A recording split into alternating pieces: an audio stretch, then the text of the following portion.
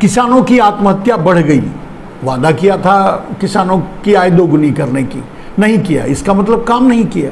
महंगाई घटाने की बात करके चुनाव लड़े थे, प्रधानमंत्री बने, महंगाई 30 गुना से लेकर 300 गुना तक बढ़ गई। बोलो काम कहाँ किया? काम करते तो महंगाई बढ़ती, नहीं बढ़ती ना, इसका मतलब काम नहीं किया। अडानी के लिए काम करते रहे, महंगाई लाए, किसान बिल लाए, अडानी के लिए लाए, भूमि अधिग्रहण लाए, अडानी के लिए लाए, किसानों को फायदा पहुंचाने की जगह उनकी जमीन ही लूटने के चक्कर में पड़ गए। प्रधानमंत्री कार्यालय में बैठ करके कोई अगर अडानी के लिए काम करता है तो वो काम कहां कर रहा है? देश के लिए प्रधानमंत्री बने, आप चुने हो, उनको चुनकर नेता बनाए हो, ये देश उनको प्रधानमंत्री बनाया है, वहां बैठकर उनको देश के लिए काम करना था, वो तो अडानी के लिए काम कर रहे थे। नरेंद्र मोदी विदेशों की बहुत बड़ी यात्राएं किए हैं, जना किसी प्रधानमंत्री ने विदेश यात्राएं नहीं की। और मिला क्या? ठेंगा, पर्यटन पर खर्चा लगा। उस पीरियड में भी नरेंद्र मोदी ने काम कहां किया देश का? वो तो मार्केटिंग मैनेजर थे अडानी के, अडानी के लिए जाते थे, अडानी का काम करते थे, अडानी के लिए कुछ लेके आते थे, अडानी को बिजनेस दिलवाते थे। चीन से रिश्ता बनाया अडानी के लिए, चीन की यात्राएं की अपने आप को प्रधानमंत्री बनाए रखने के लिए, अपने आप को बचाने के लिए, अपनी अंडर डीलों के लिए, देश से फ्रॉड करने के लिए, देश को धोखा देने के लिए, देश को लुटवाने के लिए, जो अब लुट रहा है देश। तो उन्होंने काम कब किया? मेरा सवाल यह है। विदेश जब गए तो अय्यासी के लिए 8,500 करोड़ का जहाज खरीद लिया और अडानी की मैनेजरी की, अडानी के लिए काम किए, अडानी के लिए नहीं, अपने लिए यानी मोडानी के लिए किए। नरेंद्र मोदी को किसी आदमी, किसी व्यक्ति, किसी पर कोई भरोसा नहीं है। अमित शाह पर भी कोई भरोसा नहीं है नरेंद्र मोदी को। नरेंद्र मोदी को एकमात्र ईवीएम पर भरोसा है और उनकी जो अंतर्राष्ट्रीय लॉबी जो ईवीएम हैकिंग करती है, करवाती है, ट्रैक करती है, उन पर भरोसा है और वही उनका ब्रह्मास्त्र है। इंडिया को सबसे पहले लड़ाई लड़नी होगी कि इस नरेंद्र मोदी के हाथ से जो ईवीएम के रूप में ब्रह्मास्त्र है उसे छीनना, खत्म करना, नष्ट करना, या किसी भी कीमत पे ईवीएम से चुनाव ना हो। और यह कोशिश जैसे ही इंडिया करने लगेगी, नरेंद्र मोदी धीरे धीरे नंगा होकर के सामने आते जाएंगे। हो सकता है वो चुनाव ही टाल दें, हो सकता है इमरजेंसी डिक्लेयर कर दें। भारत में लोकतंत्र को बचाने के लिए एक लंबी लड़ाई लड़नी पड़ेगी, क्योंकि अयोग्य आदमी के हाथ में सत्ता जा चुकी है। चीन और अमेरिका में यह समझौता हुआ कि सामरिक चीजें मैं बेचूंगा और कंज्यूमर गुड्स आप बेचना। दूसरा समझौता यह कि सारे माल चीन बनाएगा और अमेरिका उसे भारत में बेचेगा, यानी दोनों मिलके कमाएंगे। और उसके लिए सबसे ज्यादा जरूरी था कि एक ऐसा आदमी चाहिए जो भारत और रूस की मित्रता को तोड़ करके अमेरिका परस्त भारत को बनाना, चीन परस्त भारत को बनाना। और चीन और अमेरिका की साजिश और चीन और अमेरिका का गुप्त एजेंडा और चीन और अमेरिका का ज्वाइंट वेंचर है नरेंद्र दामोदर दास मोदी, भारत के प्रधानमंत्री। और उसका लाभ चीन को भी हुआ है और अमेरिका को भी हुआ है। नरेंद्र मोदी कहते हैं या गोदी मीडिया कहती है या यही लोग, भले ही हर मुसलमान आतंकवादी ना हो, लेकिन जितने आतंकवादी हैं वो मुसलमान हैं। उसी तरह से यहां भी ये कहा जा सकता है आराम से कि सारे गुजराती फ्रॉड नहीं हैं, लेकिन जितने फ्रॉड हैं वो सबके सब गुजराती हैं। अभी आ जाते हैं अपने गुजराती भाइयों को जगाने के लिए, बताने के लिए आपको कैसे दोहरे तरीके से लूटा गया है। 3,900 करोड़ रुपया सीधे सरकार अडानी को गिफ्ट में दे दिया, तो वो भी पैसा आपका है।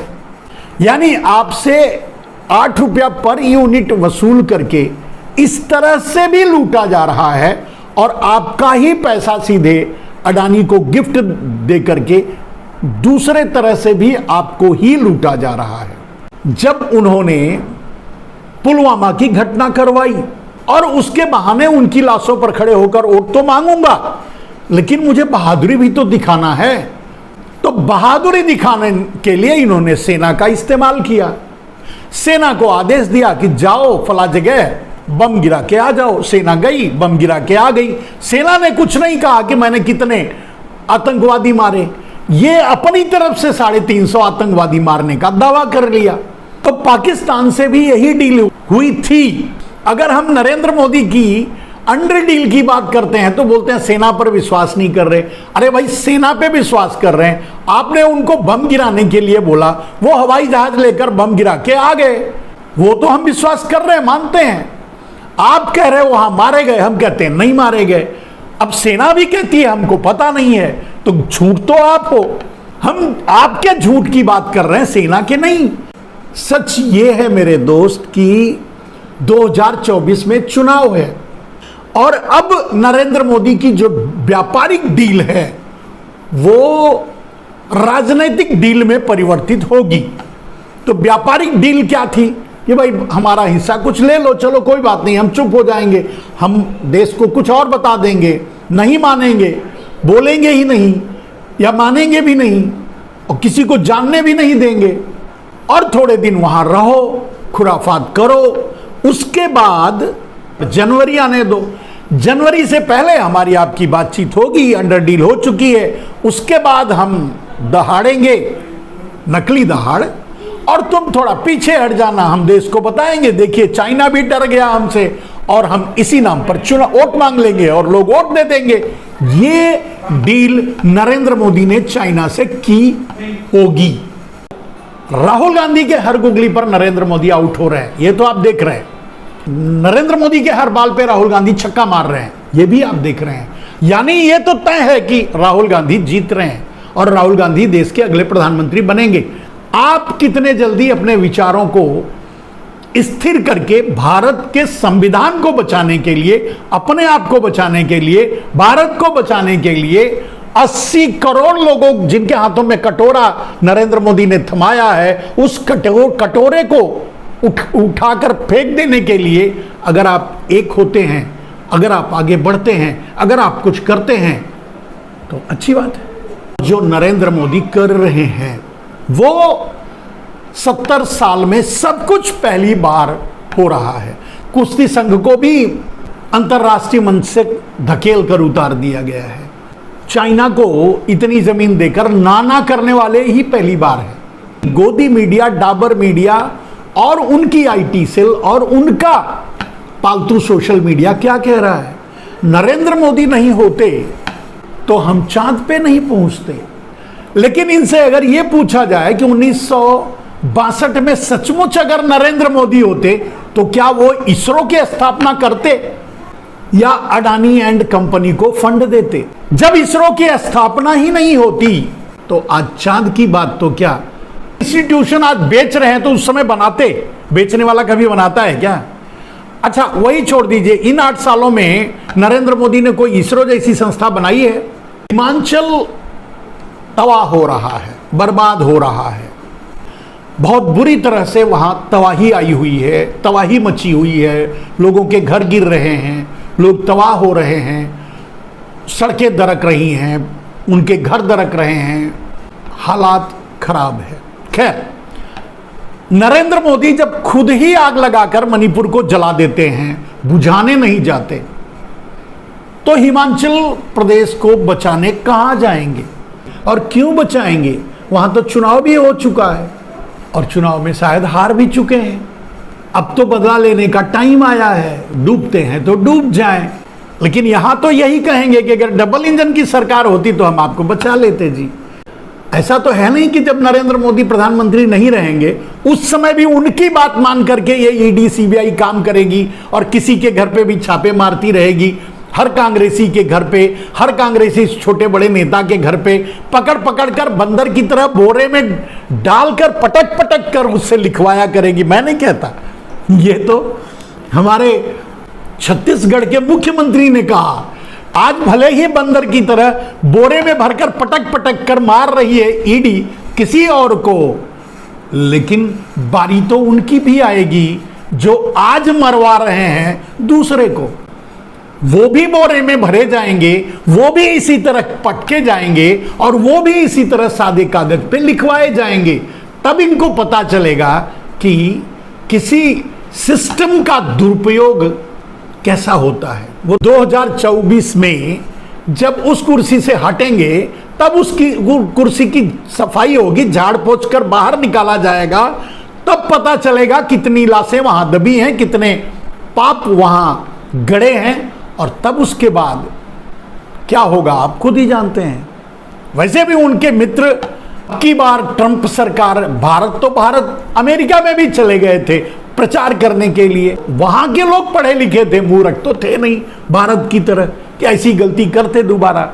ट्रंप को ही उठा के पटक दिया। वहां का कानून तो अब उन्हें कैदी भी बना दिया। भाई अपने वाले का क्या होगा ये तो भगवान जाने। पापों के पथरने खोले जाएंगे जब यही ईडी, यही सीबीआई, यही आईटी, जब भारतीय जनता पार्टी के नेताओं के घरों पर छापे पड़ेंगे तब पता चलेगा कितने कीचड़ में उतरकर कमल खिलाए हैं। नरेंद्र मोदी किसी का एहसान नहीं मांगते, किसी के भी पीठ में छुरा मार सकते हैं और मारते रहे हैं, चाहे वो कानिया रामदेव हो और चाहे अडानी को भी ठोक देंगे जब मूड करेगा। अभी जरूरत नहीं है, अभी चलाना है, एजेंट है, काम कर रहा है, करने दीजिए।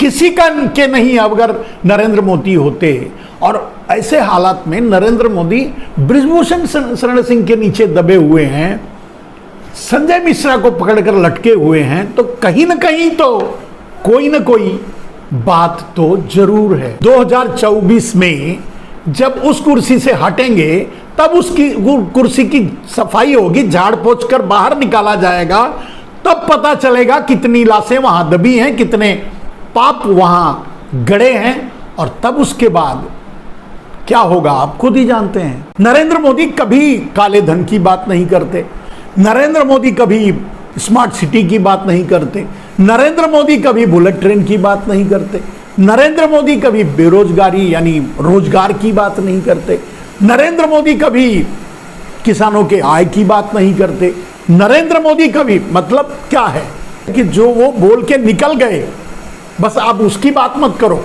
जो कायर जनता आज है, जो सामने नहीं आ रही है, गेहूं, आटा, चावल, दाल, चीनी, टमाटर, जीवनोपयोगी जो भी सामान है उसे 4 गुना, 5 गुना, 10 गुना दाम में खरीद रही है।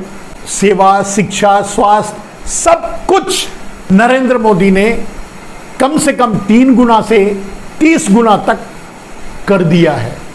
वो नगाड़े वाले जमाने की बात कर रहा हूं। तो जो कायरता उस समय थी हजारों साल पहले, वो आज भी है। जो कर रहे हैं नरेंद्र मोदी वही काम राजाओं ने किया है, नेताओं ने किया है, बाद में वही काम नरेंद्र मोदी आज कर रहे हैं।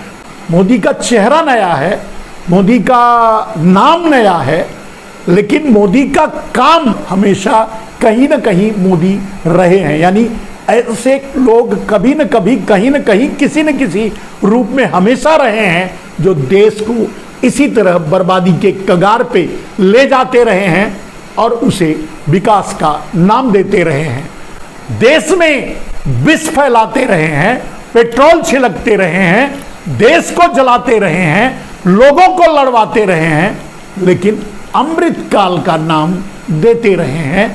इसी तरह नगाड़े वाले से लेकर आज एयर कंडीशन स्टूडियो में बैठकर उछल कूद करके पत्रकारिता करते हैं, उसी का स्वरूप है जो आज आपको देखने को मिलता है। मुगलों से ले लो, अंग्रेजों से ले लो, नरेंद्र मोदी कोई मिथक नहीं है, नाम बदला है। नरेंद्र मोदी जैसे हमेशा रहे हैं, देश को बर्बाद किया है, अंग्रेजों की दलाली की है, मुगलों की दलाली की है।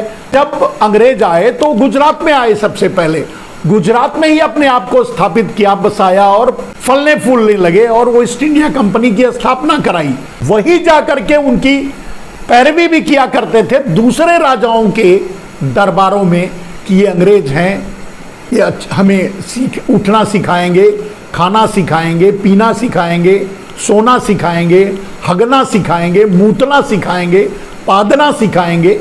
ये यही काम किए, मतलब मार्केटिंग का। और इसी मार्केटिंग के जरिए पूरे भारत को गुलाम बनाए। जैसे आज नरेंद्र मोदी अडानी के बारे में कहते हैं, मानो ना मानो सच तो यही है कि भ्रष्टाचार है। 18 करोड़ का 250 करोड़। अब सबसे बड़ी बात कि पूरे भारत में अडानी को ही ये कॉन्ट्रैक्ट क्यों मिला? लोएस्ट का लोएस्ट डाल करके L1 आपका अडानी हो गया और उसको सारे कॉन्ट्रैक्ट इशू हो गए। अब अडानी L1 क्यों लिया, इतने लो पर जाकर क्यों लिया? क्योंकि वो जानता है कि प्रधानमंत्री तो मेरा चौकीदार है, वो जो चाहे बिल पास करवा लेगा। तो 18 करोड़ की लागत वाले को 250 करोड़ पे हुआ। अब आप बताइए ये भ्रष्टाचार है या नहीं है? अब अगर ये भ्रष्टाचार है तो किस मुंह से कहते हो यार लाल किले से कि तुम भ्रष्टाचार से लड़ रहे हो? लाल किले से झूठ बोल पाते हो ये तो आप ही कर सकते हो। मैं कहता हूं कि आप महान हो। 56 इंच का सीना है आपका, डेफिनेटली भ्रष्टाचार करने के लिए, झूठ बोलने के लिए, जुमले छोड़ने के लिए, वादे तोड़ने के लिए, धोखा देने के लिए, लोगों का गला काटने के लिए, लोगों को वगैरह वगैरह। ठीक है, तो सारे भ्रष्टाचारी आपके साथ हैं तो आप भ्रष्टाचारी के राजा हो, king of the corruption. 18 crore की लागत वाले सड़क का 250 करोड़ रुपया देना, यह भ्रष्टाचार नहीं तो क्या है? और अगर भ्रष्टाचार है तो आप भ्रष्टाचार से लड़ कहां रहे हो? सारे भ्रष्टाचारी आपके साथ हैं, फिर भी आप भ्रष्टाचार मिटाने की बात करते हो, भ्रष्टाचार को समस्या बताते हो, भ्रष्टाचार से लड़ने की बात करते हो। तो आज अगर लाल किले से आपने बात कही है तो आप ये बताइए नरेंद्र मोदी जी, 18 करोड़ रुपए प्रति किलोमीटर बनने वाली सड़क का 250 करोड़ रुपए प्रति किलोमीटर कैसे पेमेंट हो गया और कहां चला गया पैसा? और ये भ्रष्टाचार है या नहीं? ये सीएजी की रिपोर्ट है। कई लाख करोड़ का घोटाला आपने कर डाला, आपने करवा डाला। 250 करोड़ रुपया पे हुआ, वो किसको हुआ? ये सबसे बड़ा सवाल है। वो अडानी को हुआ। भारत के जितने क्षेत्रों में सब जगह आपकी बेनामी कंपनी, अडानी के तो नाम से ये अडानी ट्रांसपोर्ट, अडानी ये, अडानी वो, सबका सब कॉन्ट्रैक्ट अकेले एक आदमी ले रखा है, वो है अडानी।